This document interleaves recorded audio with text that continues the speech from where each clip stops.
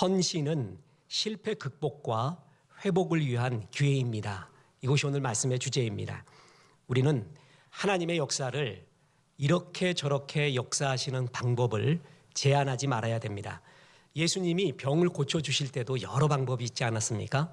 직접 만져주시기도 하고 말씀만 할 경우도 있고 땅의 흙을 당신의 침에 이겨서 발라주면서 고칠 수도 있고 여러 방법이 있습니다.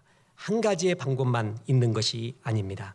우리는 기도해서 어떤 모습을 회복시켜 달라고 또 하나님의 복을 간구할 때 내가 꼭 기도한 그 방법대로 혹은 어떤 초자연적인 기적적인 역사가 나타날 때 하나님이 역사했다 이렇게 생각하는 경우가 많이 있습니다.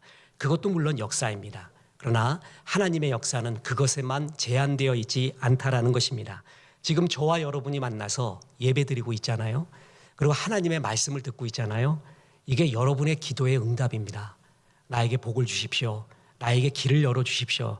했던 그 기도에 대한 응답으로 지금 우리는 만나서 예배를 드리고 있다라는 거죠. 욥기 우리 수요 예배 때 하고 있지 않습니까? 저는 정말 성경에 욥기라는 것이 있다는 것이 그렇게 경외스러울 수가 없습니다. 참 좋아 죽겠습니다. 하나님이 우리의 머리털 하나하나 우리의 감정 하나하나를 다 아시는구나라는 걸 할 때 소름이 돋을 정도로 좋습니다.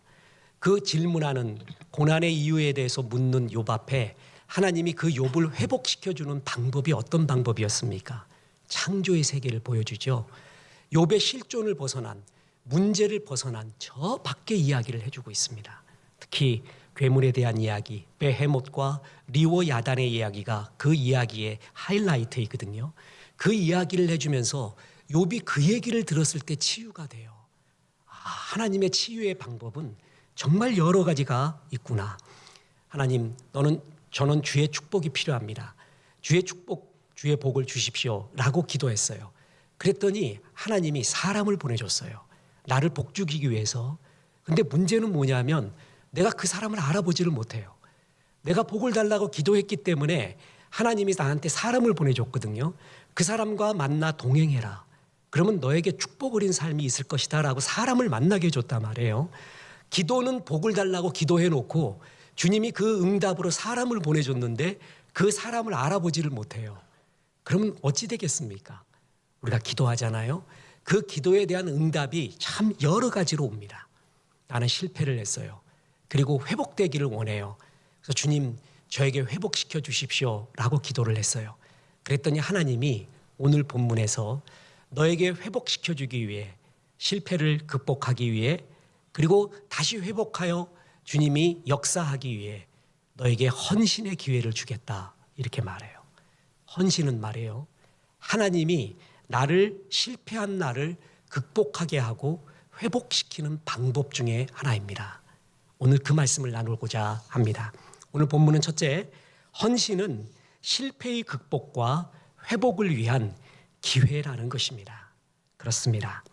오늘 본문은 복음의 능력이 뭔지 보여주는 장이거든요. 복음은 한마디로 용서입니다.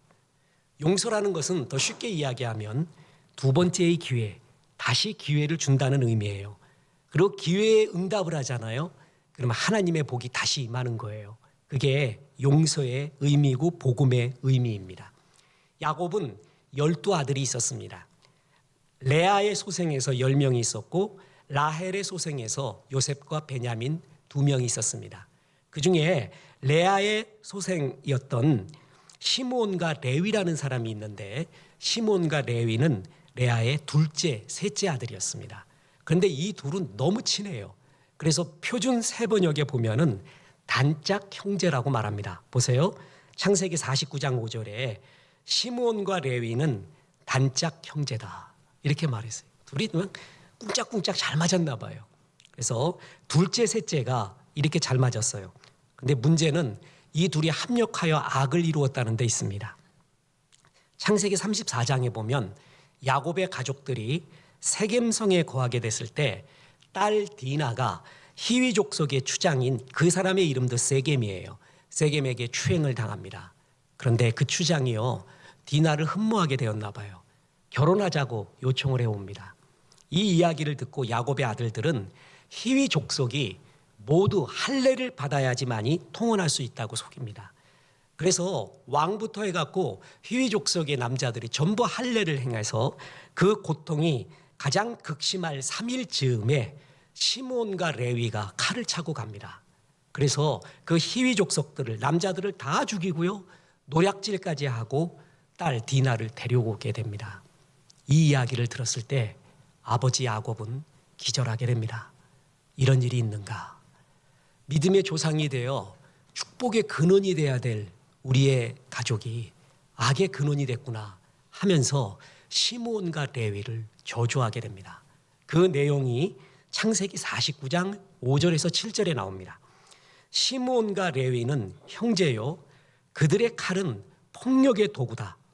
내 호나 그들의 모의에 상관하지 말지어다. 내 영광아 그들의 집회에 참여하지 말지어다. 그들이 그들의 분노대로 사람을 죽이고 그들의 혈기대로 소의 발목 힘줄을 끊었음이로다. 그 노여움이 혹독하니 저주를 받을 것이요 분기가 맹렬하니 저주를 받을 것이라. 내가 그들을 야곱 중에 나누며 이스라엘 중에서 흩으리로다. 최고의 저주. 이스라엘 족속에서 너희 두 족속을 다 흩어버리겠대요. 야곱은 너무나 화가 났습니다. 시므온과 레위가 자기의 분노를 주체하지 못한 것, 그리고 하나님의 거룩한 할례를 이용해서 잔인한 보복과 살육을 했던 것, 가증스러운 속임수와 거짓말, 심지어는 노략질까지 했어요. 이거에 대해서 꾸짖는 아버지 야곱 앞에 대들고 한 것까지 합니다. 너희들은 이스라엘 족속 중에 흩어버리겠다, 이렇게 저주를 합니다. 오늘 본문이 바로 그 사건이에요. 근데 다시 말합니다. 복음은 용서라고 했지요. 용서는 다시 기회를 주는 것을 의미합니다. 오늘 다시 기회를 주는 하나님, 시므온과 레위 앞에 그걸 회복할 수 있는 기회를 줍니다. 그게 바로 헌신의 기회예요. 오늘 본문은요, 모세가 시내산에 올라서 하나님의 언약의 돌판을 받게 되거든요. 그런데 그 밑에서는 아론을 필두로 해가지고요, 금송아지를 만들어 놓고 이게 하나님이다, 이렇게 말하고 있어요. 그러면서 섬기고 광란의 춤을 추고 있었습니다. 그 장면을 모세가 내려와서 보게 됩니다. 저는 이걸 설교할 때마다 늘 말하지만 그걸 왜 돌판을 집어 던지냐고. 그냥 옆에 곱게 놔두고 화를 내면 되는데 모세도 못 견뎠나 봐요. 돌판을 집어 던져서 깨버립니다. 그리고 경로를 하죠. 그때 모세는 돌을 던집니다. 술을 던져요. 뭐라 그러냐면 금을 그어요. 그리고 나서 내 편에 설 사람, 여호와의 편에 설 사람 일로 나와라. 이 금을 넘어와라. 이 죄를 처단하지 않고는, 처리하지 않고는 우리가 하나님의 언약의 백성으로 살 수가 없다. 그때 모세는 1대 60만이거든요. 사실 60만 곱하기 3이죠. 그 정도의 혼자 목숨을 건 거예요. 야훼 편에 설 사람 나와라 라고 금을 긋고 말합니다. 그게 오늘 본문 32장 26절 보세요. 이에 모세가 진 문에 서서 이르되 누구든지 여호와의 편에 있는 자는 내게로 나오라. 이때 보세요. 60만 명이 있잖아요. 모세 혼자예요. 심지어는 모세가 그렇게 믿었던 아론도 그 편에 있습니다. 이때 모세의 편, 여호와의 편으로 나온다는 것은 곧 뭘 의미하죠? 죽음을 의미해요. 나 죽을 수도 있다라는 거예요. 숫자가 게임이 안 되잖아요. 아무 힘없는 모세 앞에 한 지파가 나오게 됩니다. 그게 바로 레위 지파였습니다. 자, 출애굽기 32장 26절에 마지막 구절에 보면 레위 자손이 다 모여 그에게로 가는지라. 누가 나왔는가? 레위 지파가 나왔어요. 범죄는 누가 했죠? 그 전에 시므온과 레위가 주동해서 했잖아요. 하나님이 회복을 시켜주기 위해서 헌신의 기회를 줬습니다. 그때 누가 나왔어요? 레위가 나오게 됩니다. 그래서 모세의 명에 따라서 칼을 차고 3,000명을 처단하게 됩니다. 목숨 건 거죠. 그때 달려들면 어떻게 되겠어요? 다 죽는 거예요. 그러나 그것을 무릅쓰고 하나님 앞에 헌신을 하게 됩니다. 그때 하나님의 복이 다시 임하고 모세는 너무나 기뻤어요. 그래서 모세가 레위에게 축복을 내립니다. 출애굽기 32장 29절에 모세가 이르되 각 사람이 자기의 아들과 자기의 형제를 쳤으니 오늘 여호와께 헌신하게 되었느니라. 그가 오늘 너희에게 복을 내리시리라. 이제 성경에 나와 있는 여러 축복이 있거든요. 예언적 축복이 있어요. 그중에 참 간과하는 것이 모세의 축복입니다. 모세는 신명기 33장에 이제 소천하기 전에 각 지파에 대해 축복을 하게 됩니다. 그런데 레위 지파를 극찬을 하게 됩니다. 레위 지파는 빛나는 지파, 최고로 빛나는 지파가 돼서 성읍 48개의 성읍을 할당받아서 흩어져 살면서 하나님의 일, 말씀을 대행하는 중요한 사명을 감당할 것이다. 이렇게 축복을 해주는 게 신명기 33장이 나옵니다. 보세요. 신명기 33장 8절 보면 레위에 대하여는 일렀을 때 주의 둠님과 우림이 주의 경건한 자에게 있도다. 우림과 둠님, 그건 하나님의 뜻을 발견하게 하는 어떤 도구입니다. 그게 뭔지는 정확하게는 모르겠습니다. 그러나 레위에게 주신 하나님의 큰 축복, 주의 뜻을 분별할 수 있는 힘을 주시죠. 뿐만 아닙니다. 33장 10절 11절에 주의 법도를 야곱에게, 주의 율법을 이스라엘에게 가르치며 주의 앞에 분향하고 온전한 번제를 주의 제단 위에 드리리로다. 율법을 가르치고 뿐만 아니라 예배를 드릴 수 있는 그걸 주관하는 축복을 주고요. 11절에 여호와여 그의 재산을 풍족하게 하시고 그의 손의 일을 받으소서. 그를 대적하여 일어나는 자와 미워하는 자의 허리를 꺾으사 다시 일어나지 못하게 하옵소서. 대단해요. 그를 저주하거나 그를 대적하는 자를 하나님이 다 막아준대요. 그리고 그를 풍족하게 해준대요. 세상에 이런 축복보다 더 큰 축복이 어디 있습니까? 이게 하나님이 모세를 통하여 레위에게 내린 그러한 축복입니다. 보세요. 아까 레위는 얼마나 큰 잘못을 했습니까? 눈에 뜨고 볼 수도 없습니다. 할례는 거룩한 거거든요. 거룩한 거를 이용해서 나쁜 짓을 해요.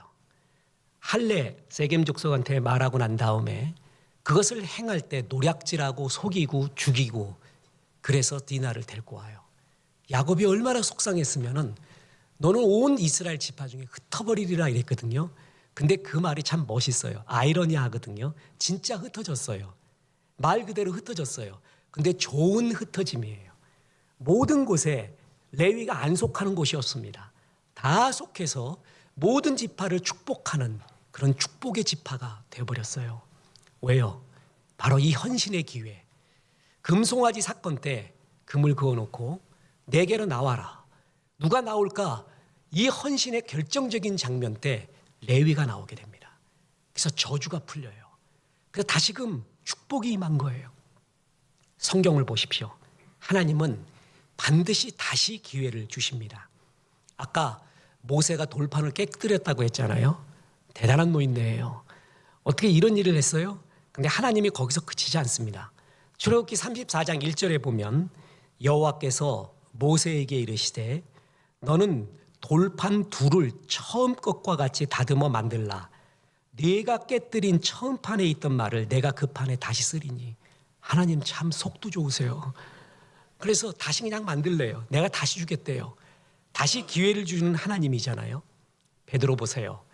예수님을 부인하고 저주까지 하고 도망갔지 않습니까? 그때 예수님은 그냥 두지 않습니다.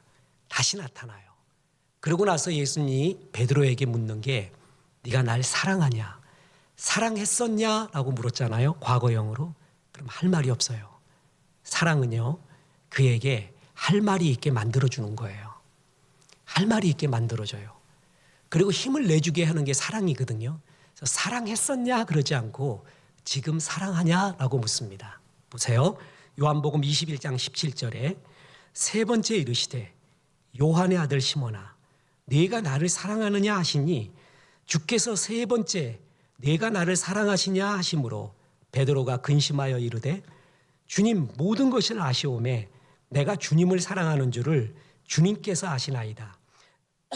예수께서 이르시되 내 양을 먹이라. 내 양을 먹여라. 다시 헌신의 기회를 주는 거예요. 그 실패, 베드로의 실패, 회복되고 싶은 그의 마음, 그에게 기회를 줘요. 어떻게 해요? 헌신의 기회를 주는 거예요. 내 양을 먹여라. 그러면서 그 헌신을 함으로써 베드로는 그 실패와 좌절에서 회복에 나갑니다. 헌신은 다시 말하지만 실패에 대한 회복이에요. 다시 기회를 주시는 하나님이에요. 어떤 애가 공부를 지독하게 못해서 전 과목이 전부 가였대요. 수무양가 옛날에. 그리고 딱 하나만 양이 되었대요. 아버지가 그 성적표를 보고 기가 막혔습니다. 그런데 애한테 이렇게 말합니다. 얘야, 너무 한 과목만 집중해서 공부하지 마라. 그 얘기는 뭐죠? 다시 기회를 주는 거예요. 괜찮아. 너 한 과목 잘했잖아. 나머지도 그렇게 하면 된다. 다시 기회를 주는 게 복음이에요.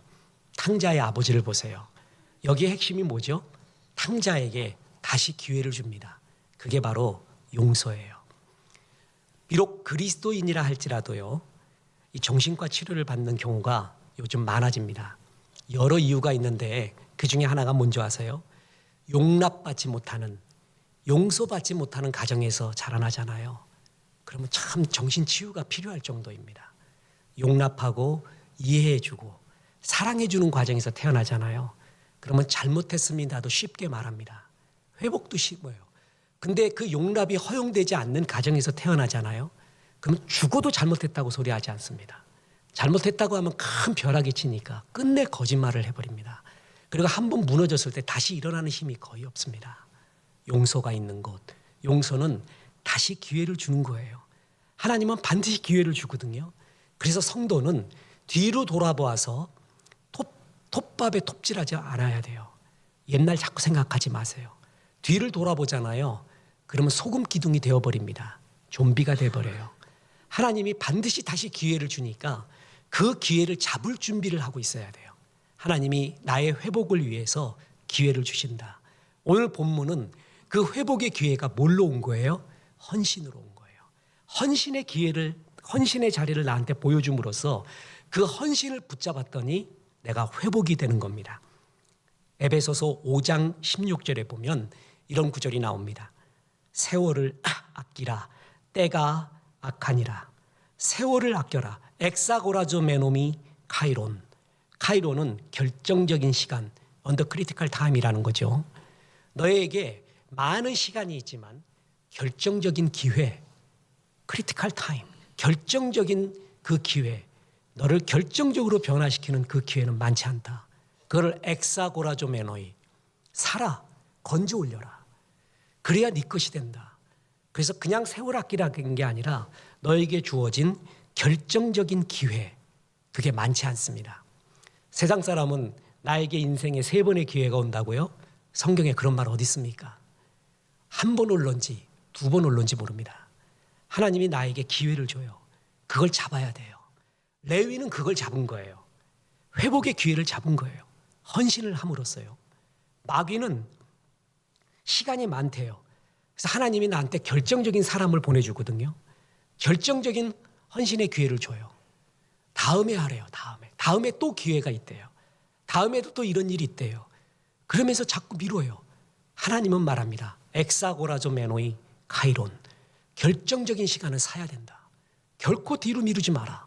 한 번일 수 있다. 아니 2번으로 끝날 수도 있다. 결정적인 순간 너에게 그걸 잡아라. 그것이 바로 지혜예요. 그게 승리자의 모습이에요. 자, 쇠는 말이에요. 달구어졌을 때 내리쳐야 돼요. 그게 딱딱해지잖아요. 아무리 내리쳐도 소용이 없습니다. 아, 이것이 지금 달구어진 쇠구나. 지금 내리쳐야 되고 집중해야 되는구나. 그걸 아는 거를 지혜라고 합니다. 레위는 알았습니다. 하나님이 모세를 통해서 금을 거놓고 일로 나와라. 하나님 편에 서 사람 나와라. 목숨을 걸고 헌신의 자리에 나갑니다. 그게 그가 그를 메고 있었던 모든 쇠사슬, 잘못을 다 풀어버리고 축복의 자리로 다시 나갈 수 있는 하나님의 길이었습니다. 그렇습니다. 우리 누구나 다 실업자의 가능성이 있고 누구나 다 죄인이고 누구나 다 실패자였잖아요. 하나님이 나를 회복시켜주는 가장 큰 방법 중에 하나가 바로 헌신의 자리를 마련해 줍니다. 내 양을 먹여다오. 그걸 함으로, 이 헌신을 함으로 내가 이 실패를 극복하고 다시금 주의 축복의 반열에 올라서게 되는 것입니다. 두 번째이자 결론이 있습니다. 헌신을 놓치잖아요. 그러면 추락하게 됩니다. 아까 시므온과 레위는 단짝이라고 말했잖아요. 단짝이라고 표현했어요. 레위는 헌신의 기회를 잡았어요. 그런데 시므온은 거기에 응답하지 않았습니다. 그 결과 시므온 지파가 어떻게 됐는 줄 아십니까? 이스라엘 지파 중에 제일 숫자가 적은 지파가 됩니다. 광야 생활 때 1차 계수를 했더니 5만 9천 명 정도 있었거든요. 광야 40년 후에 2차 계수를 했더니 2만 2천 명, 63%나 감소하게 됩니다. 가장 적은 지파가 됩니다. 뿐만 아닙니다. 아까 모세의 축복이 신명기 33장에 나왔다고 했잖아요. 모세가 축복을 할 때 시므온 지파는 말도 안 합니다. 그냥 얘기도 안 해요. 거긴 빼버려요. 여호와께서 내게 주신 분깃, 내게 둘러재어 준 구역이 아름다운 곳에 있으며 시편 16편이 다윗의 믹담이라고 했잖아요. 시므온한테는 분깃이 없습니다. 기업이 없습니다. 아예 그 축복의 반열에서 잊혀진 지파가 됩니다. 분배를 받을 때도 분깃이 없어서요. 유다 땅에 빌부터 살라고 해요. 그게 여호수아 19장 1절에 나와요. 보세요. 둘째로 시므온 곧 시므온 자손의 지파를 위하여 그의 가족대로 제비를 뽑았으니 그들의 기업은 유다 자손의 기업 중에서라. 그냥 유다 자손의 빌부터 사는 존재가 됩니다. 이것도요. 히스기야 왕 시대에는 전 이스라엘의 영토에 그냥 뿔뿔이 흩어져서 어디 있는지도 몰라요. 야곱의 저주 그대로죠. 온 이스라엘 지파 중에 너희를 흩으리라. 레위도 흩어졌어요. 근데 축복의 흩어짐이었죠. 모든 지파에 약방의 감초처럼 들어가서 모든 지파를 축복하는 존재가 된 게 레위였고요. 시므온은 흩어지되 물거품처럼 없어져 버렸어요. 왜 이 두 운명의 차이가 났을까요? 똑같이 나쁜 짓을 했는데요. 하나님이 그 회복을 위해 헌신의 기회를 줬습니다. 그때 레위는 그걸 잡았어요. 시므온은 갑질이 싫었어요. 그래서 그걸 버려버렸어요. 희생이 싫었어요. 그래서 그걸 버렸더니 그는 정말 이런 저주스러운 삶을 살게 됩니다. 그의 후손 중에 시므리라는 사람이 있는데요. 광야 생활 말엽에 바알 무올 사건이라는 것이 있습니다. 우상 숭배를 하는 미디안 여인을 회막에 끌고 와서 행음을 하면서 우상 숭배를 한 사건이에요. 정말 나쁜 사건이었거든요. 그거의 주동자가 누구냐 하면 시므리라는 사람이에요. 이 시므리가 누구냐 하면 시므온 지파의 후손입니다. 이때 그 하나로 인해서 하나님의 백성들에게 큰 벌이 임할 것 같았어요. 이 벌을 막은 사람이 비느하스예요. 그 비느하스가 행음하는 자들을 전부 창으로 찔러 죽여버립니다.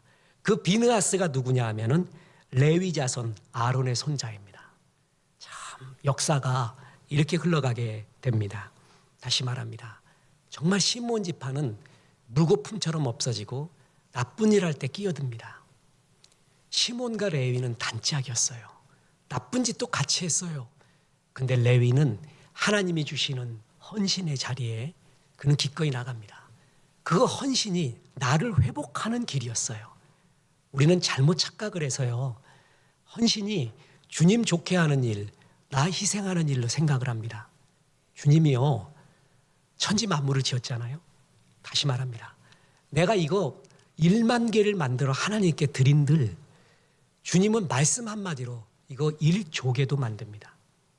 요즘 창세기를 다시 강의하기 위하여 양자역학과 물리학을 무지무지하게 합니다. 머리가 나빠서 모르겠어요. 그런데 숫자를 보니까 10의 43분의 1승, 10의 100승분의 1승 도대체 어떤 그런 확률이 어디 있습니까? 여러분 아무리 많은 것을 하나님께 드려도요. 하나님 말씀 하나로 모든 걸 만드신 분이에요. 하나님이 아들까지 내어주신 분이 너에게 더 못 줄 것이 뭐가 있느냐. 그분이 나에게 헌신을 요구하는 건 뭔지 아세요? 뭘 받으려는 게 아니에요. 진짜 마음이에요. 마음이 어떤가를 보고 싶은 거예요. 날 사랑하는가를 보고 싶은 거예요. 사랑의 형태가 바로 헌신으로 나타나게 되는 겁니다. 우리 자식 놈을 보십시오. 아버지를 사랑해요. 엄마를 사랑해요. 그러면 행동으로 반드시 나타나요. 그게 어머니 아버지는 느껴져요. 그죠? 그게 느껴질 때 그렇게 좋잖아요. 우리 동료 목사님 막내둥이가 있는데 쉰둥이라고 합니다. 능력도 좋아요. 50살에 나가갖고 막내둥이를 낳는데 얘가 그렇게 이쁜 짓을 한대요. 수련회를 가거나 먹을 것이 있잖아요. 그럼 꼭 손을 쥐고 와가지고 아빠를 주더래요. 못 먹는데요. 그게 하대 손 땀내 다 젖어 있고 그리고 다 주물럭거려 놔가지고 이 음식의 본래의 맛을 모른대요. 근데 얘는 좋은 것만 있으면은 아빠 위해서 챙겨놓는 거야. 그러고 와가지고 꼭 주고 가는 거예요. 그거 먹으나 안 먹으나 똑같잖아요. 근데 아빠는 뭘 받은 거예요? 걔 마음이 느껴지는 거잖아요. 헌신은요, 주께 만들어 드려서 주님을 부자 만드는 게 아니에요. 마음이에요. 진짜 마음을 보고 싶은 거예요, 하나님이. 나를 사랑하는가, 돈을 사랑하는가. 그게 헌금의 의미예요. 이 세상은 강력한 두 개의 신이 있는 거예요.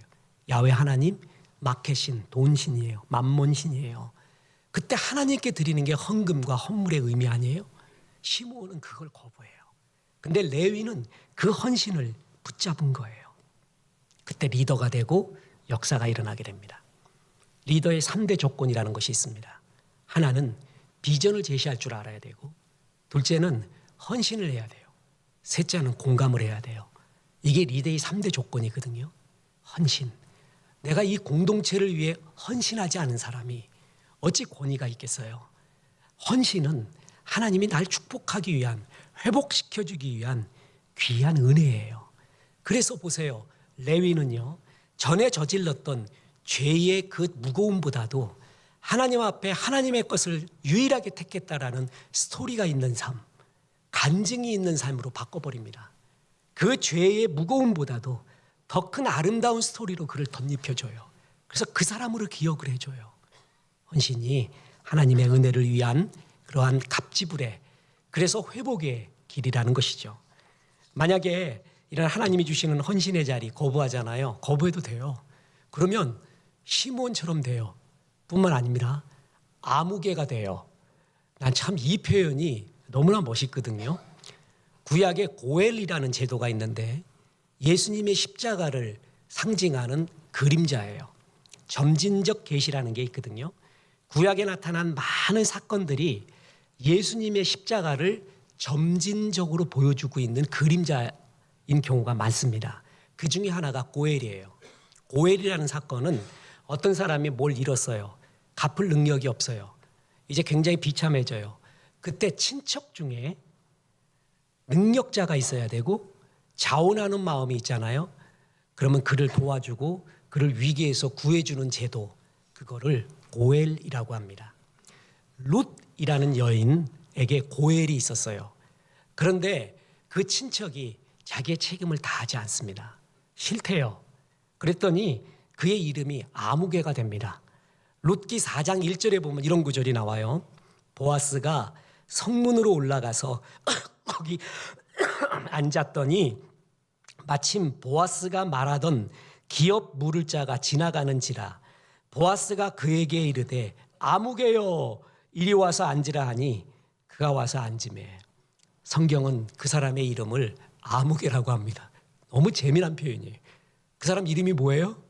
없어. 그냥 아무개야. 그 사람은 싫다 그래요. 그래서 그 고엘을 누가 맡았냐 하면 보아스가 맡게 됩니다. 그랬더니 어떤 역사가 일어나죠? 예수님의 조상이 됩니다. 헌신의 자리. 헌신은요, 영광의 자리예요. 주께서 회복과 축복을 주기 위한 자리거든요. 거부하잖아요. 그러면 그렇게 살아간 거예요. 시므온처럼 내지는 아무개처럼 살게 됩니다. 유향이 지은 설원 복은편과 동주 열국질에 있는 절영지연이라는 말이 있습니다. 절영, 각근을 끊어서 연회를 즐기다, 지연, 절영지연이라는 말이 있는데 중국 춘추시대 초나라의 장왕이 신하들과 연회를 베풀었습니다. 흥겹게 파티를 벌이고 있는데 갑자기 강한 바람이 불어서 촛불이 꺼지게 됩니다. 그랬더니 거기 있던 신하 하나가 이 장왕의 여인을 추행을 하게 됩니다. 이 여자도 대단한 여자예요. 추행하는 순간 그 사람의 각근을 딱 잡아버려요. 그리고 각근을 끊어버려요. 그리고 왕한테 소리칩니다. 왕이여, 당신의 여자를 어떤 사람이 추행하려고 했습니다. 제가 그놈의 각근을 끊었습니다. 이제 불을 밝혀서 그 범인을 잡아 처단하십시오 라고 말했어요. 그랬더니 장왕이 이렇게 말합니다. 아, 그러냐?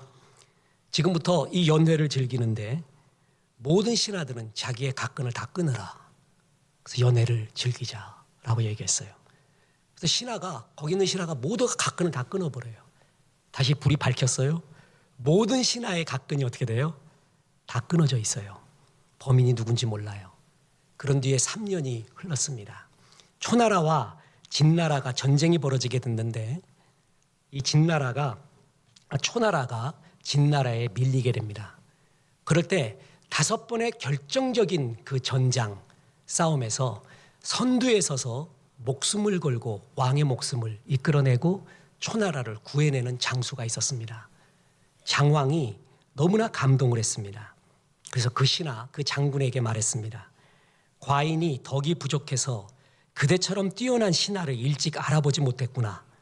죽음을 불사하고 그토록 용맹스럽게 싸울 수 있었던 비결이 무엇인가? 라고 물었습니다. 그때 신하가 머리를 조아리며 이렇게 말합니다. 신은 오래전에 죽었어야 할 몸입니다. 예전에 제가 불이 꺼진 틈을 타서 신뢰를 범했을 때 왕께서 큰 덕을 베풀어 저를 죽이지 않고 살리셨습니다.